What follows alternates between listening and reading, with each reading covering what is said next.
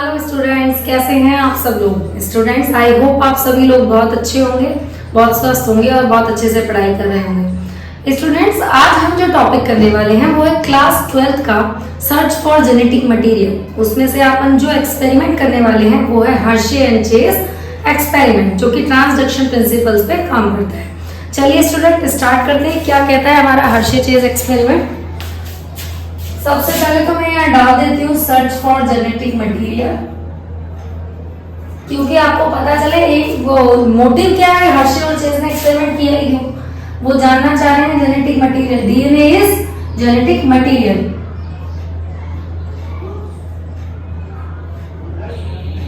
इसमें उन्हें क्या जानना है, क्या प्रूव करना है कि डीएनए इज जेनेटिक मटेरियल।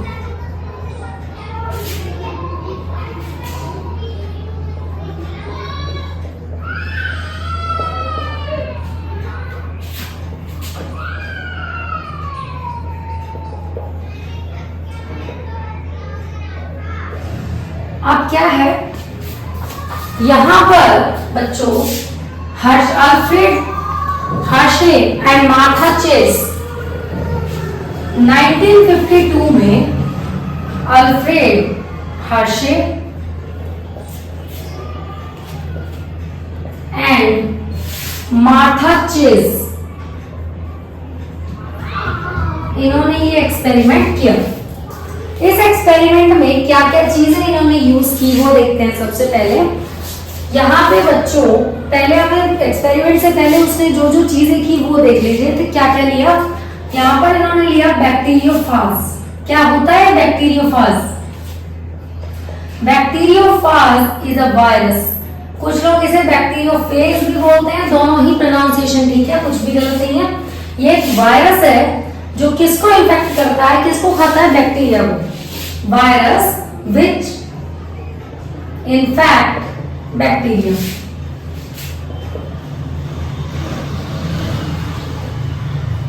और ये किस बैक्टीरिया को इन्फेक्ट करेगा? वो है आपका E coli, Escherichia coli bacteria. Bacteriophage को लैम्डाफाज वायरस भी कहते हैं। ये लैम्डाफाज है।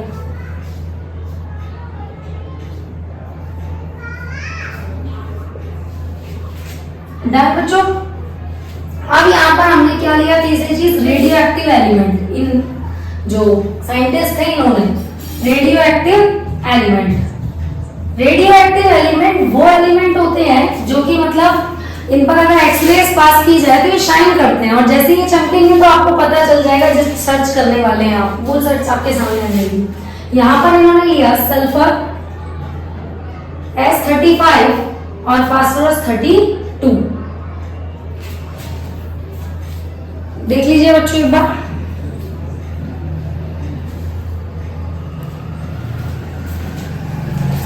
अब बच्चों, इनके एक्सपेरिमेंट में इन्होंने 3 स्टेप फॉलो किए।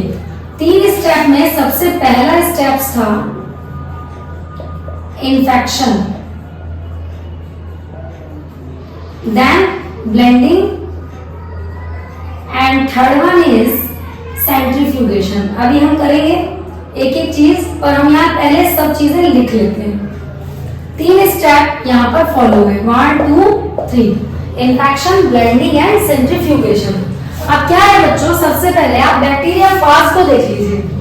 जो बैक्टीरियोफाज वायरस होता है बच्चों, ये ऐसा होता है।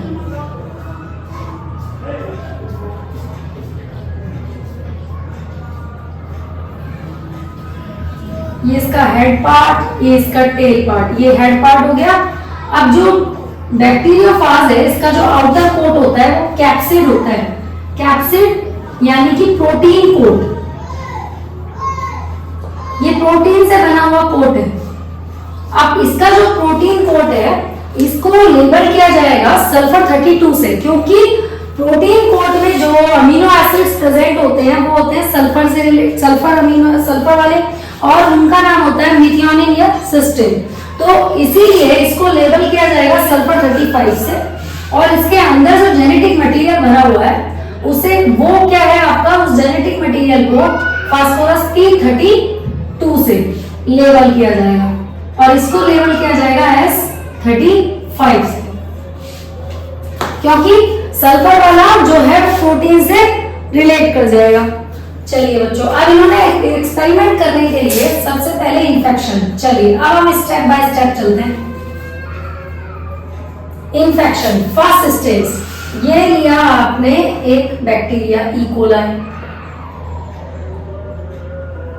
यहां मैं लिख देती हूँ और मैं बार बार नहीं लिखूंगी तो आप उसको समझ जाइएगा। ये ई कोलाई को इन्फेक्ट कराया किससे? बैक्टीरियोफाज से। जैसे बैक्टीरियोफाज से इन्फेक्ट कराया, ये जेनेटिक मटेरियल है जो कि किससे लेबल होता है? ये जेनेटिक मटेरियल P32 से लेबल किया गया है, कोड को किससे? S35 से। तो अंदर वाला कौन सा है? Genetic material. मैं बार बार जेनेटिक मटेरियल क्यों कह रही हूँ, डीएनए आरएनए क्यों नहीं कह रही? बिकॉज यही तो ये सर्च करने वाले कि DNA is a genetic material. तो क्या है, ये इन्फेक्शन के दौरान ये अंदर चला जाएगा। जैसे ही इन्फेक्शन होगा तो ये जेनेटिक मटेरियल ई कोलाई में चला जाएगा और ई कोलाई के पास खुद का भी जेनेटिक मटेरियल पड़ा हुआ है, उसका खुद का जेनेटिक मटेरियल तो उसमें होगा ही ना, और ये इन्फेक्शन वाला चला गया अंदर, तो इन्फेक्शन कॉज हो गया। सेकंड स्टेप में होगी ब्लेंडिंग। जैसे घर में चटनी पीसी जाती है मिक्सी में, तो सारी चीजें मिक्स होती हैं, तो मिक्सिंग होने वाला काम यहाँ पर होगा। दूसरे स्टेप में क्या होगा, जो जेनेटिक मटेरियल है, एक तो बैक्टीरिया का ई कोलाई का और एक वायरस का जो ऐसे बनाया है, ये क्या होंगे? दोनों जुड़ जाएंगे। क्या होंगे? जुड़ जाएंगे, क्योंकि आपने ब्लेंडिंग की है, मिक्सिंग की है। तो वायरस का DNA plus genetic material of bacteria, ये दोनों मिक्स हो जाएंगे और ये जो ऊपर वाला कोट है, प्रोटीन कोट, ये जो ब्लेंडिंग के दौरान ये हट जाता है। ये आपकी बुक में सेम डायग्राम ऐसा बना हुआ, ये ब्लेंडिंग करके हट जाता है। मैंने यहाँ एक ही बनाया है, इसमें ज्यादा भी हो सकते हैं। ऐसा नहीं है कि बुक में अगर 1 से 2 हैं तो आप घबरा रहे हैं कि यहाँ तो एक ही बनाया हुआ है, कुछ नहीं है। वो आपको समझाने के लिए एक प्रोसीजर लिया है। आप सेकंड वाला यहाँ बना सकते हैं कि एक बार आप सल्फर 35 वाला, देन आप P32 वाला ले सकते हैं। यहाँ मैं एक नहीं आपको समझा रही हूँ। अब ब्लेंडिंग के बाद थर्ड स्टेप होता है सेंट्रीफ्यूगेशन। सेंट्रीफ्यूगेशन वो स्टेप होता है जिसमें रोटेशन होते हैं मशीन में। अब वो रोटेशन इतनी तेज होते हैं कि जितने भी हल्के वाले सब्सटेंस होंगे वो ऊपर आ जाएंगे और जितने भी हैवी सब्सटेंस होंगे वो नीचे बैठ जाएंगे। तो क्या होगा, यहाँ पर कराया थर्ड स्टेप में सेंट्रीफ्यूगेशन। सेंट्रीफ्यूगेशन में यही जेनेटिक मटेरियल ये जुड़ा हुआ है इसके साथ। मैंने ये दोनों अलग अलग इसलिए बनाए बच्चों, ताकि आप समझ सकें बैक्टीरिया वाला कौन सा है और ये वाला कौन सा है, वायरस वाला। वापस से ये आप बना दीजिए, ये तो आप पहले ब्लेंडिंग में ही चला गया है। अब क्या होगा, सेंट्रीफ्यूगेशन का रिजल्ट देखने के लिए हम क्या करते हैं, टेस्ट ट्यूब में देखते हैं। ये इन्होंने टेस्ट ट्यूब ले लिया या कोई ट्यूब लाइक स्ट्रक्चर ले लिया जो आपकी केमिस्ट्री लैब में होते हैं, उनमें इन्होंने क्या रिजल्ट देखा, हमारे सामने 2 रिजल्ट आए। अब मैं कुछ ऐसा बनाऊंगी, हैवी सब्सटेंस तो नीचे बैठ जाएंगे और जो हल्के वाले होंगे वो ऊपर चले जाएंगे। तो ऊपर जो हल्के वाले जाते, मतलब मैं अलग से बना देती हूँ उसको ऊपर, क्योंकि हल्के वाले तो हमेशा ऊपर ही जाएंगे बच्चों, ऊपर ही उठेंगे। तो ये जो हल्के वाले हैं जो ऊपर चले जाते हैं, अब इस टेस्ट ट्यूब का पार्टीशन देखिए कैसा होता है।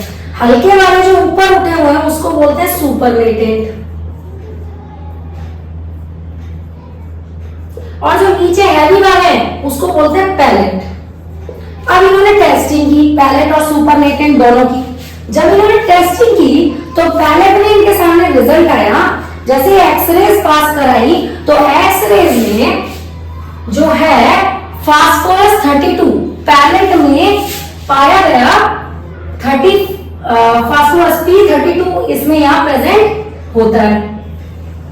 तो P32 कहाँ था, जेनेटिक मटेरियल में था। यहां से आप लेबलिंग देख लीजिए, P32 जेनेटिक मटेरियल में था, S35 कोड में था। तो P32 जो जेनेटिक मटेरियल में था वो बैक्टीरिया वाले के साथ ट्रांसफर हुआ। तो इन्होंने रिजल्ट देखा कि जो चीज बैक्टीरिया में वायरस से ट्रांसफर हुई दैट वाज जेनेटिक मटेरियल,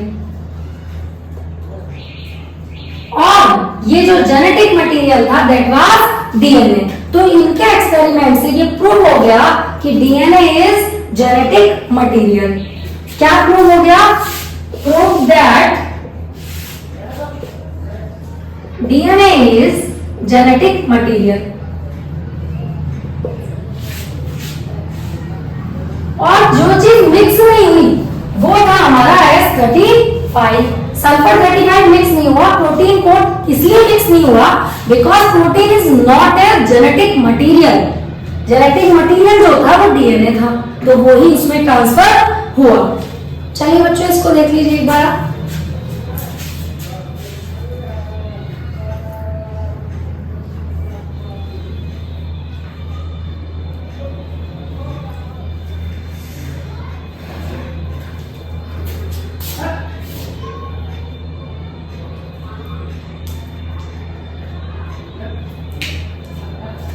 चलिए बच्चों, तो यहाँ पर इन्होंने ये प्रूव कर दिया कि डीएनए जेनेटिक मटेरियल। अब इनके एक्सपेरिमेंट को ट्रांसडक्शन, इनका जो एक्सपेरिमेंट है वो ट्रांसडक्शन प्रिंसिपल पे काम करता है। तो ऐसा क्यों कहा गया ये और देख लीजिए। ये किस प्रिंसिपल पे काम करता है इनका एक्सपेरिमेंट? ट्रांसडक्शन। आप देखिए बच्चों, इसका जेनेटिक मटेरियल, वायरस का जेनेटिक मटेरियल बैक्टीरिया में ट्रांसफर हुआ। और यही क्योंकि मैंने कहा है एक पर तो मैं लेके बता रही हूँ, ऐसा तो बहुत सारा होगा। अब इसका जेनेटिक मटेरियल जब बाहर जाएगा ये दूसरे में ट्रांसफर कर देगा, तो ये वायरस कितने बैक्टीरिया को ट्रांसफर कर सकते हैं? तो एक तरीके से एक के बाद एक ये दिया जा रहा है। तो ये जो प्रिंसिपल है कि जेनेटिक मटेरियल मिक्स हो रहा है, बैक्टीरिया को दे रहा है, बैक्टीरिया को इन्फेक्ट कर रहा है, एक से दूसरे में जाना, that is called transduction principle. यानी कि जेनेटिक मटेरियल का वायरस से बैक्टीरिया में जाना, फिर आगे फर्दर अनदर बैक्टीरिया में जाना, that is called transduction principle. तो अब हम एक बार लास्ट फाइनल देख लेते हैं बच्चों, रिपीट कर लेते हैं इसको। क्या कहना चाहते हैं हर्षे और चेज? हमने ये एक्सपेरिमेंट लिया है सर्च फॉर जेनेटिक मटेरियल से। सर्च फॉर जेनेटिक मटेरियल में आपको प्रूव क्या करना है कि DNA is a genetic material. कैसे आप प्रूव करेंगे? इन्होंने यहाँ पर लिया बैक्टीरियोफाज। बैक्टीरियोफाज की एक खास बात है, उसका जो आउटर कोट है वो कैप्सिड का बना हुआ है प्रोटीन से, एंड जो उसका जेनेटिक मटेरियल है वो आपका अंदर वाला जो जेनेटिक मटेरियल है वो क्या है? जेनेटिक मटेरियल जिसको आप कह रहे हैं। तो इन्होंने दो रेडियो एक्टिव लिए, तो बाहर वाले को रेडियो एक्टिव को लेबल किया इन्होंने S35 से, बिकॉज जो प्रोटीन कोट है वो किससे रिलेट कर जाएगा? सल्फर से। बिकॉज प्रोटीन कोट इसमें क्या होते हैं? अमीनो एसिड्स होते हैं सल्फर से रिलेटेड, जो कि मेथियोनिन और सिस्टीन होते हैं। तो बाहर वाले कोट को लेबल किया S35 से, और जो अंदर जेनेटिक मटेरियल था उसको लेबल किया इन्होंने P फास्फोरस 32 से। अब इन्होंने क्या किया? ये ई कोलाई में ट्रांसफर होने थे। बैक्टीरिया कौन सा लिया? E coli. जैसे ही इन्होंने ई कोलाई में इसको ट्रांसफर किया, सबसे पहला स्टेप होता है इन्फेक्शन। इसने इसको पिन किया, प्रिक किया, और ई कोलाई में ये चला गया। ई कोलाई को भेदता हुआ अंदर चला गया जेनेटिक मटेरियल इसका, ये ई कोलाई का। ब्लेंडिंग कराई, दोनों की मिक्सिंग कराई। मिक्सिंग कराने से क्या होता है?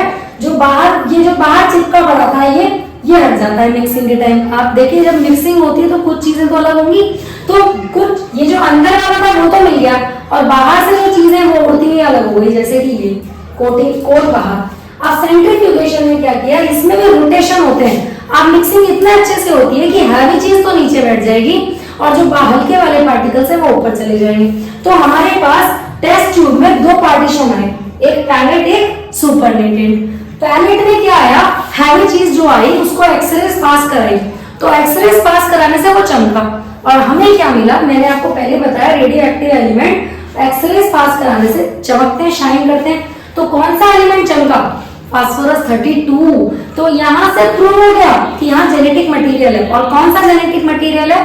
आपका DNA. DNA is genetic material. Deoxyribose nucleic acid, जिसमें एक एलिमेंट होता है जो डीएनए को नेगेटिव चार्ज देता है, दैट इज फास्फोरस। फास्फोरस यहाँ प्रेजेंट था तभी तो ऐड हो गया। सुपरनेटेंट जो हल्का वाला रह गया वो रेडियो एक्टिव नहीं हुआ। ठीक है बच्चों, ये था आपका Hershey Chase experiment. I hope आप इसको बहुत अच्छे से समझ पाए होंगे। बच्चों चैनल को लाइक शेयर सब्सक्राइब करते रहिए, तभी आपको नेक्स्ट वीडियोस के अपडेट मिल पाएंगे। थैंक यू बच्चों।